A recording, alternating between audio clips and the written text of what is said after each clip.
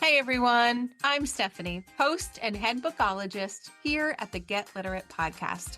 I'm a book loving, notebook hoarding reader and writer on a mission to change lives one book and one notebook at a time.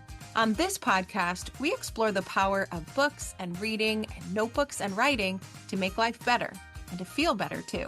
You'll find episodes exploring the reading and writing life and how it can make our actual lives better. You'll get book recommendations and notebook invitations around particular themes, and you'll meet authors and special guests who'll help us take inspired action in our own daily practices. So, grab a notebook and your TBR list, and let's get literate. Hey everyone, welcome back to another episode of the Get Literate podcast. I'm Stephanie Affinito, and I'm here with another episode exploring how reading and writing can make life better.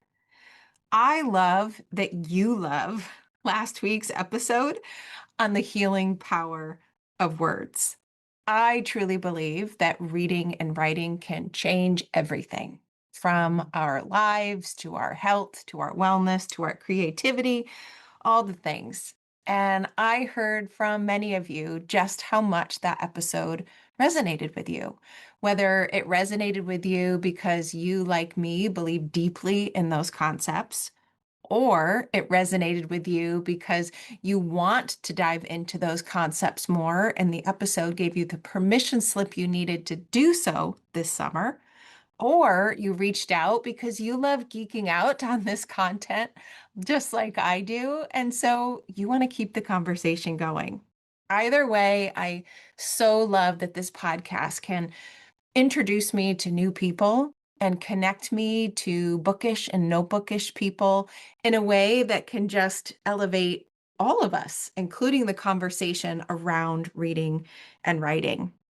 I really loved talking with Danny Marr on Instagram. If you want to take a look, it's Danny_Marr_writes. And she posted something that I said in the episode that really resonated with her that, quite honestly, I didn't even plan on saying. It just kind of came out in the episode. And so it makes me so happy that knowing something I said impacted someone enough that they wanted to share it with their own audience. And if you're wondering what that phrase was, it was that I felt writing was the underdog of the wellness space. And as I think about it now, I definitely think that reading and writing are the underdogs of the wellness space. And I'm just so glad that that resonated with her. And now her entire community will get to embrace that idea as well. I'm also really excited because one of my loved children's literature authors, Victoria J. Coe, she sent me an email and wants to geek out on this kind of content with me. Right? I talked a lot about reading and writing as ways to heal.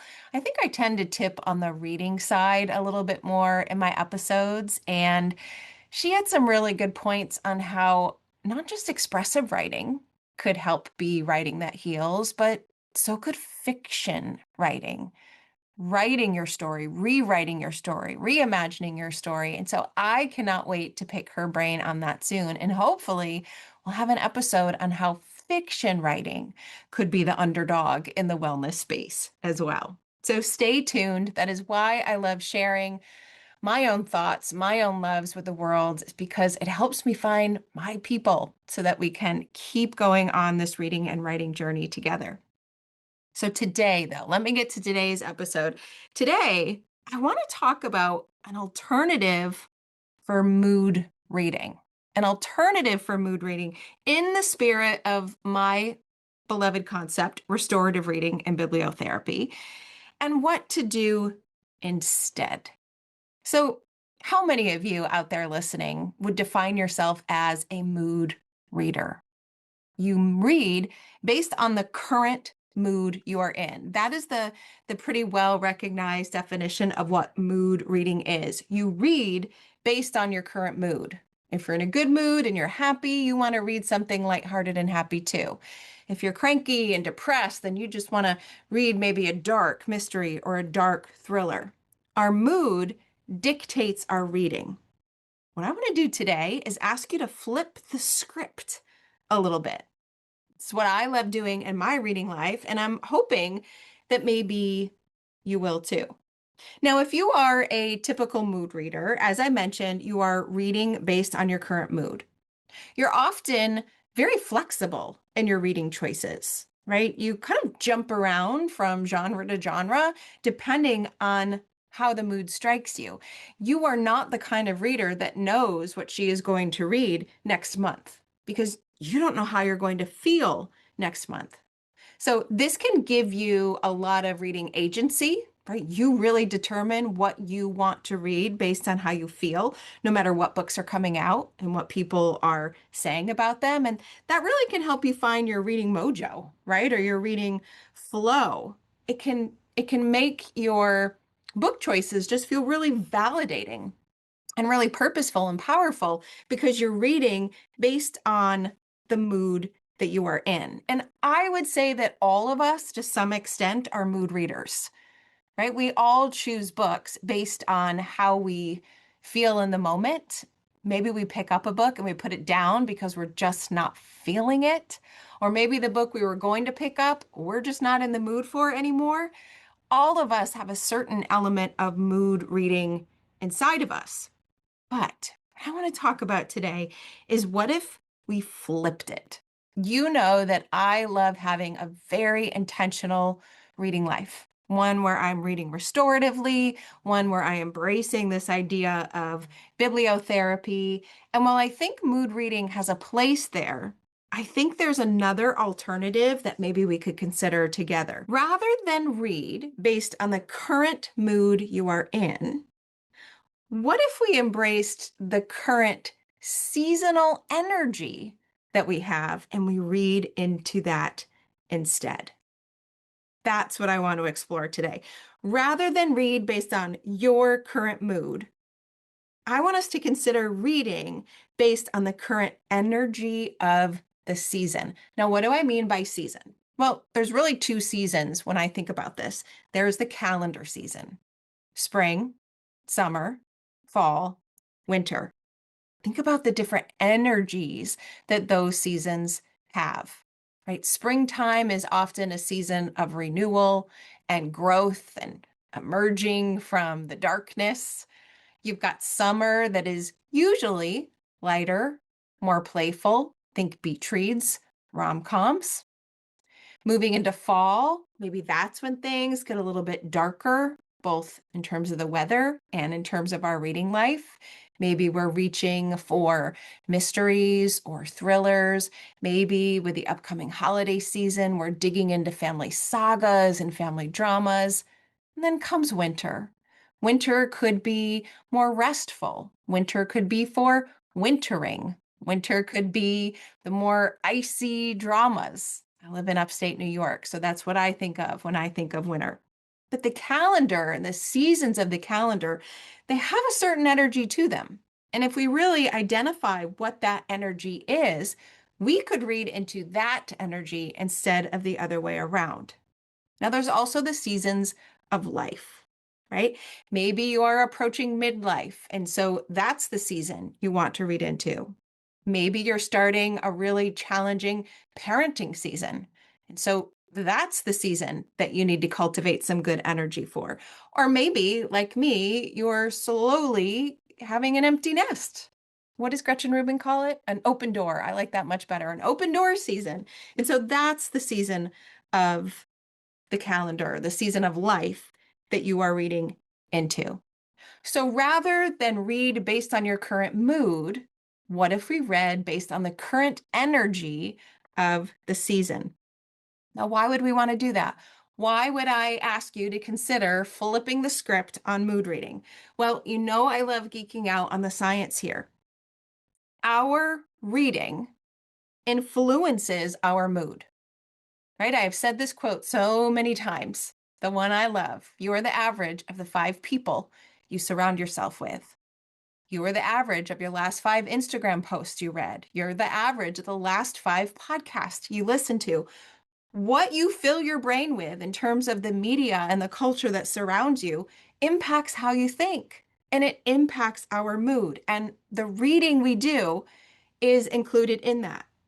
So our reading influences our mood. That means that it could make our mood worse, that it could simply make our mood stay the same or magnify it a bit, or hopefully it could make us feel better. Now, how in the world does that happen? It happens because of those mirror neurons. When we read, the same parts of our brain are firing that are firing in the characters' brains. Now, no, simply, not at the same intensity, but when we witness something happen to someone, to some degree, we feel it in our own body and in our minds and in our hearts. And that's if we are watching in person, if we are watching on a movie screen, or if we are reading in a book. So reading has the potential to change our mood truly at a subconscious, unconscious level. So that's why it's really important to pay attention to the kinds of media and the kinds of reading that we are doing, because it could literally change the way we feel for better or for worse. So instead of taking our current mood and reading into it, I want you to take the energy of the season and use it to make you feel better. Now, how do you do that? Okay, I've got 3 simple steps. Step 1 is to define the energy of the season you're in for you. So define the season of the calendar. Right now, it's summer. And define the season of your life. For me, that's midlife and moving in on that open door phase. Now, here's the thing. You can't get this wrong. What someone defines as a summer energy might be different than the way you define a summer energy, right? For some of us, summer is a time for slowness, for relaxation, for doing less, for being less. But for others, it's a time where they're just getting started. It's adventure after adventure. It's excitement, it's energy, it's busyness, it's moving. Neither one of those are wrong. It's just how each of us define our personal energy of that season. So that's what I want you to do first. Just think for a minute. Think summer. That's the season that I'm currently recording this episode. But if you are listening in a different season of the calendar, think of what the current season is for you. And then think about the energy that that season represents for you. And just say it out loud or name it.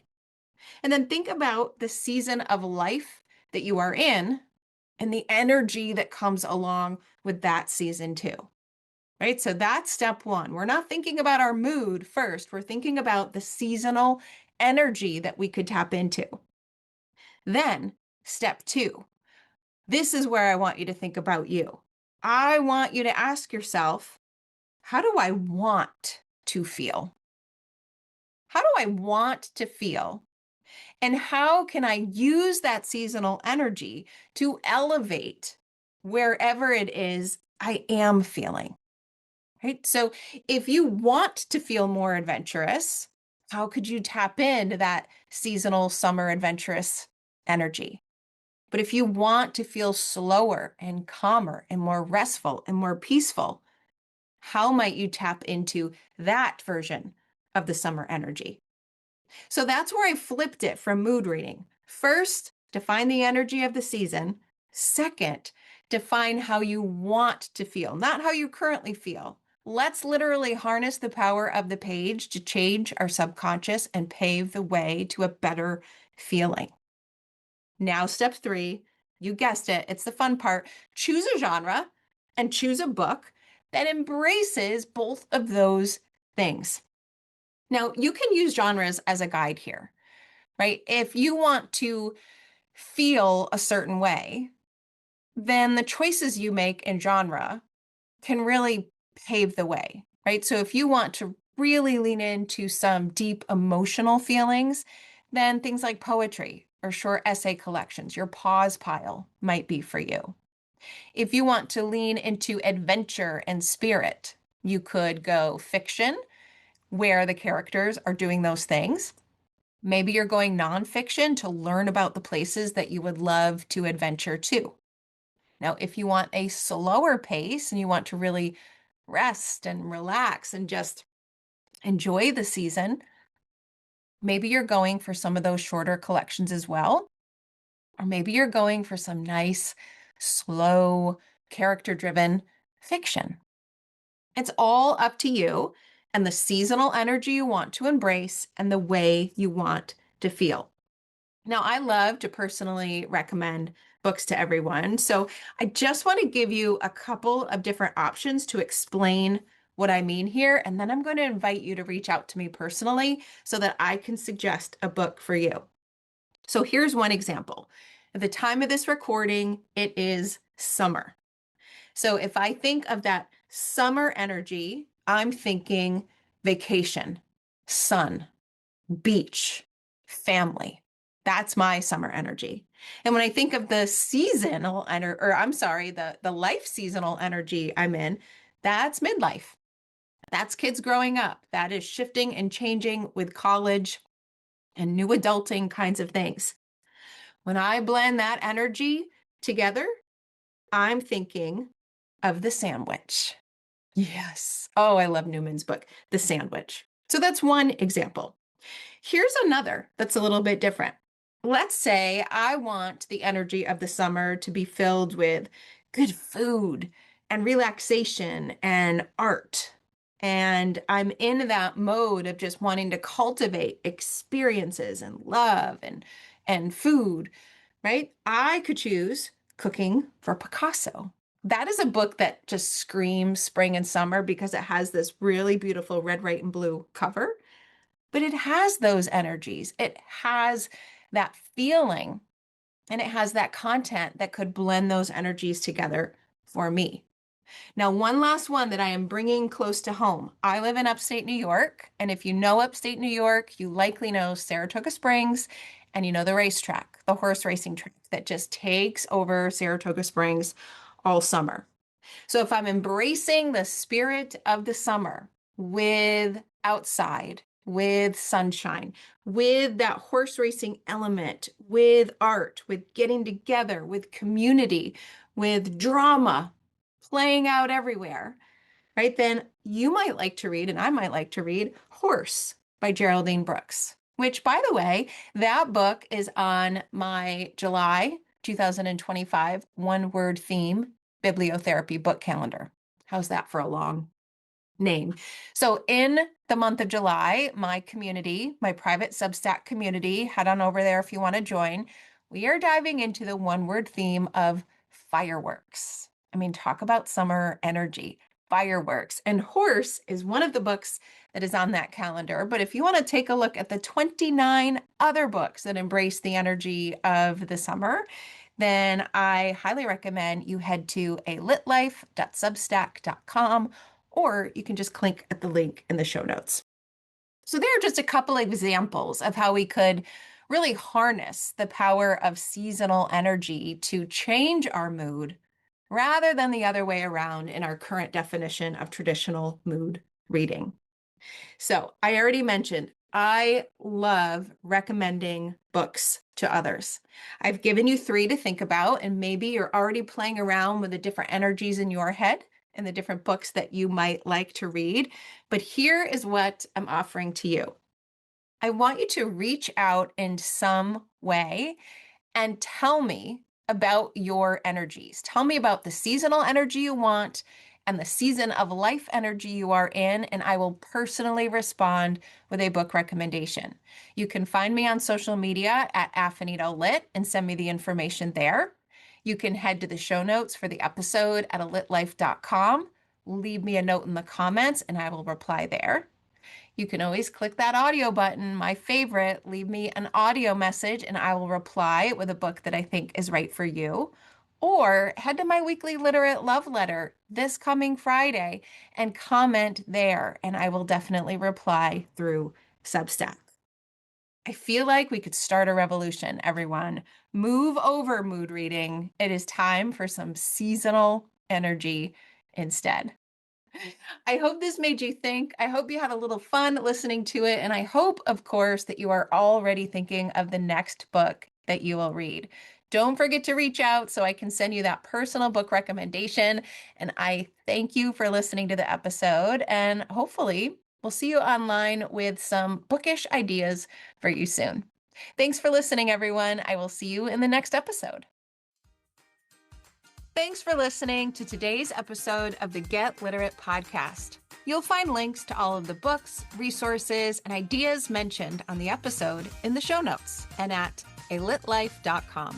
And if you want more, you might like to join my Substack community.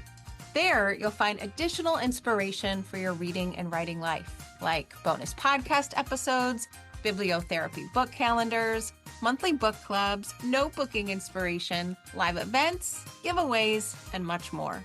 It's only $5 a month, and you'll get instant access to all of the previous content, too. You can learn more at getliterate.co. And one more thing. If you love what you listened to today, please take a moment to rate and review the podcast, or take a screenshot of the episode and text it to a bookish friend. This helps the podcast grow and builds our bookish and notebookish communities too. Thanks for listening.